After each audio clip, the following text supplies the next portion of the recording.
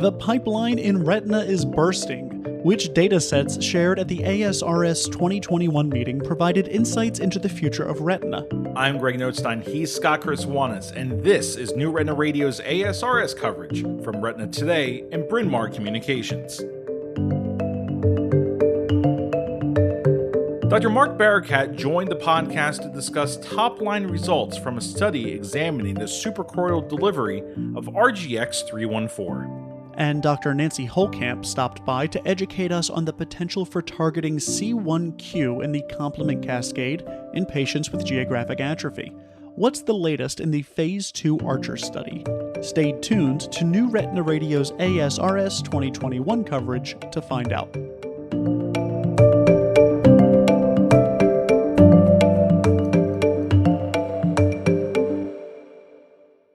We should be cautious with our optimism, but it appears that gene therapy in the form of RGX-314 holds promise for patients with wet AMD.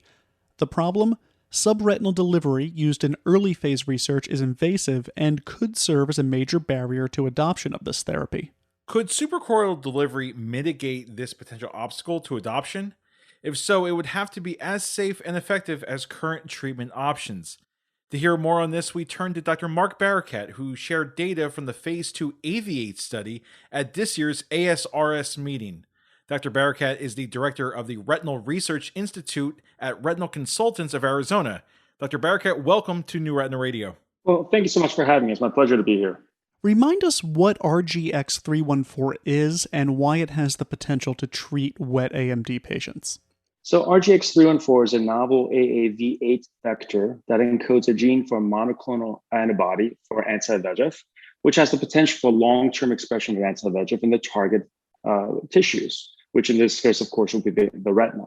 And this would be ideal for someone that has a chronic need for frequent anti-VEGF injections in conditions such as wet macular degeneration. Phase 1 data were promising and showed that RGX-314 was safe. Tell us more about the Phase 2 study. You know, in this Phase 2 study, we actually transitioned from a surgical approach to a suprachoroidal injection. A suprachoroidal injection is done in office. It uses the potential space between the choroid and the structures above it, such as the RP and the retina, and targets the tissues that you really want and reduces the likelihood of expression and inflammation elsewhere. One of the issues that we have encountered with gene therapy is, unfortunately, with an intravitreal approach, there's a higher likelihood of inflammation. And one of the potential benefits of this approach is the in-office procedure, but also bypassing the intravitreal approach. So in this Phase 2 study, patients were randomized to receive either suprachoroidal injections of RGX-314 or intravitreal ranibizumab. All patients received one dose of intravitreal ranibizumab at day 1, were checked for anatomic response at week 1, and if they had an anatomic response, were then randomized at week 2. It was a dose escalating trial, so they received one of 5 different doses, with a primary endpoint being the mean change in best corrected visual acuity at month 9. So the plan is to enroll up to 95 patients at 15 study sites in the United States. Was there any variation detected among baseline characteristics of the patients in these various arms? You know, the baseline characteristics thus far up to cohort 3 that we've reported seem well balanced. The patient average age was approximately 75 years old with a mean of 73 letters at baseline. They all had macular degeneration for approximately 23 months. And the important thing to note here is that they had received a mean 9 annualized anti-VEGF injections prior to randomization. So these were patients that didn't just need 1 or 2 injections and they were good to go. These are patients that needed chronic and frequent treatment. Now, let's get to the good stuff. Tell us what you found in terms of safety. No, absolutely. You know, safety in these trials is absolutely paramount. And so what we reported within cohorts 1 through 3, that RGX-314 was very well tolerated. There were 4 serious adverse events, but none were deemed to be drug-related. Now, within cohort 1, the adverse events within the treatment eye were generally mild and none were severe. We did have 33% of rate of conjunctival hemorrhage, which is in keeping with any sort of injection in an office-based setting. Now, importantly, you have to hone in on the inflammation, as we discussed. And 4 out of 15 patients, so 27%, did have mild inflammation. Now, this is mild. It responded well to topical steroids within days to weeks. It did not result in any visible or imaging-related vasculitis or hypotony, and it was without any prophylactic steroid regimen. So this is kind of a differentiator with other gene therapies that we've seen in the past. Now, 3 out of 15 patients did have reported worsening of wet AMD, all of which were reported by a single investigator at a single site.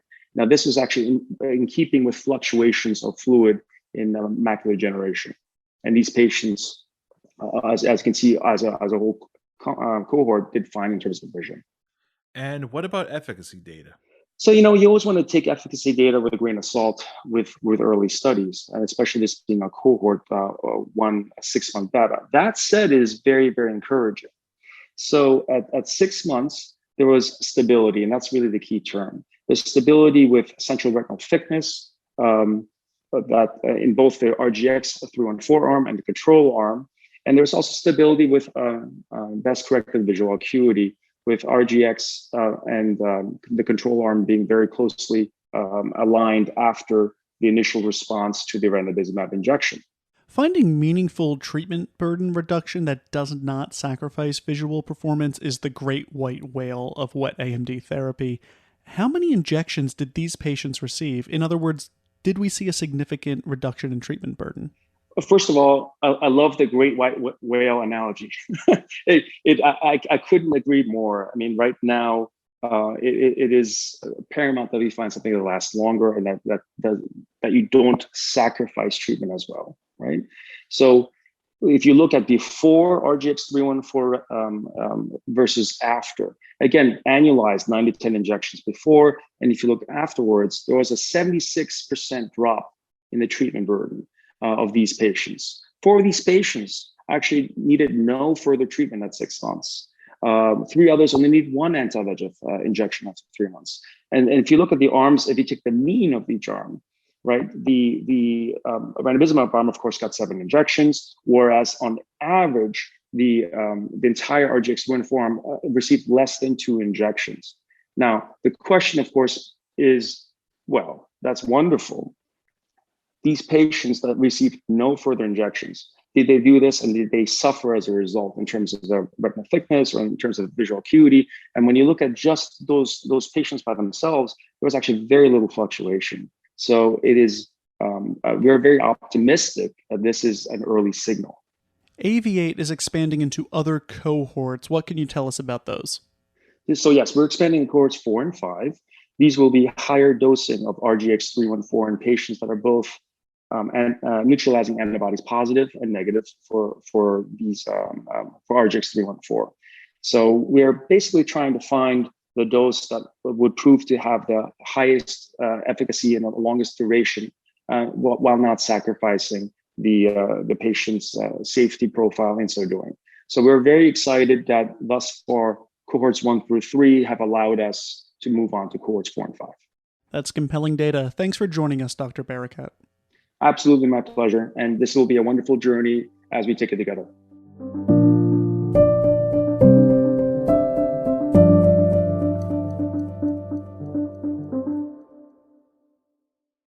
The complement system is full of potential targets, and it seems like new agents targeting new points in the complement cascade emerge every few months. While we've heard of drugs that inhibit C3 and C5, we haven't heard much about inhibition of C1q, which is found far upstream of these other 2 targets. To learn more about C1q inhibition, we turn to Dr. Nancy Holekamp. Dr. Holekamp is the director of the Retina services at the Pepos Vision Institute in St. Louis. Dr. Holekamp, thank you so much for joining us. Thank you. It is a pleasure to be here. Tell us about where C1q fits into the complement system and why it may be a suitable target. Sure. Well, C1q may be a new complement factor for most people. When you hear the word C1, makes you think that it's at the top of the pathway. And in fact, of the 3 pathways, the classical, the lectin, and the alternative pathway, it is the very initiating step of the classical pathway. A lot of attention has been paid to the alternative pathway and intervening at C3 or even C5.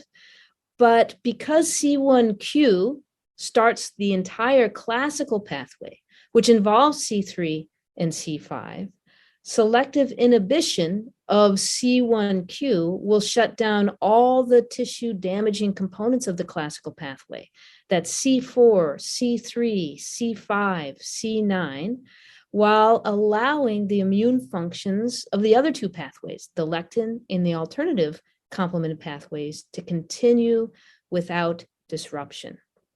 And so it's really worthwhile targeting the classical pathway. Right now, we have one company targeting C3 and the other company targeting C5, but by targeting C1q, we will actually get both of those. So to answer your second question as to why targeting C1q seems like a good target, C1q is in the neighborhood of geographic atrophy. So there is a high local expression of C1q in the retina by infiltrating macrophages. We now know that macrophages play a part in geographic atrophy. There are C1q activators present in all the layers of the outer retina. And interestingly, when we stain drusen for C1q, there is a high degree of C1q accumulation on drusen in the human retina. So what I'd like to say is it could be guilty by association. It's in the neighborhood where geographic atrophy is occurring. So I think it's a very good target. What do we know about the design of ANX007? So ANX007 is a Fab. It is a fragment of an antibody. And similar to the other ones we use in ophthalmology, it is recombinant and humanized. It's a fragment of a monoclonal antibody that has a molecular weight of about 48 kilodaltons. So ANX007 is not dissimilar to a lot of the antibody technology we're currently using in the field of retina. The Phase 2 Archer study examined ANX007 for the treatment of geographic atrophy. What was the study design and who was enrolled? So the Archer study is currently ongoing. It's a Phase 2 study evaluating the effect of ANX007 for patients with geographic atrophy.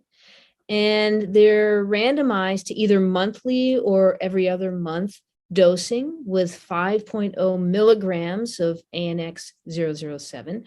And of course, there's a monthly sham group and a monthly every other month injection group. And we're looking for patients with geographic atrophy that can be center involved or not center involved.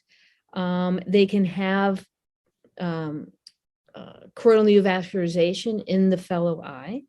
And, it matches a lot of the other inclusion criteria that we currently see in GA studies. There's one more important feature of the Archer study. One is that it's very good size. It's 240 patients. The treatment period is for 12 months.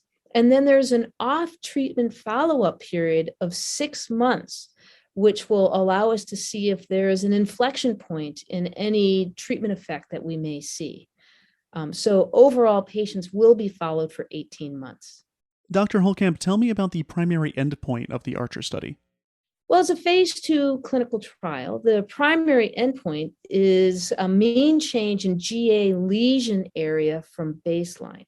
But there are key secondary endpoints as well, such as safety and tolerability, but also the effect on visual function and visual acuity, things like reading speed or low luminance visual acuity and other secondary endpoints.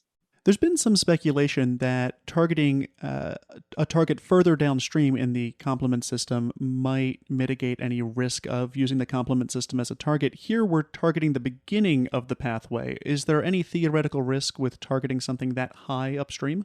Oh, we completely understand the theoretical risk, but we also think there are some advantages because we're targeting the classical pathway, both the lectin and the alternative pathway are untouched. And so we're not shutting down all complement immunity. So there could be some advantages to targeting the classical pathway. Were there any safety data from the phase 1 explorations? So the phase 1 studies are actually in glaucoma, and that's a slightly different story because C1q actually has some neuroprotective properties. And so the glaucoma field is very interested in inhibiting C1q. So the phase 1 data we have in humans is from the glaucoma literature, and it was well tolerated at all doses. The doses tested were 1 milligram in 3 patients, 2.5 milligrams in 3 patients, 5 milligrams in 3 patients. Again, it was a single injection dose escalation phase 1A study. There's also a phase 1B study with multiple injections at the 2.5 milligram dose and the 5 milligram dose. And because it was well tolerated at all doses, the Archer study did plan to move ahead with the 5 milligram dose. What can we expect from ANX007 in the coming years? Well, it's really great that the phase 2 study is enrolling quickly. So hopefully we will see some positive data in the phase 2 study that allows for the design of a phase 3 study. And what I think we're going to see is very good inhibition of the complement factors that we know to be involved in GA, such as C3, C5, but also C4 and C9. And I think we may realize that there's a better mousetrap out there, and it may come from inhibiting the classical pathway. Lots of great information here. Dr. Holekamp, thank you so much for joining us. You are very welcome. It was my pleasure.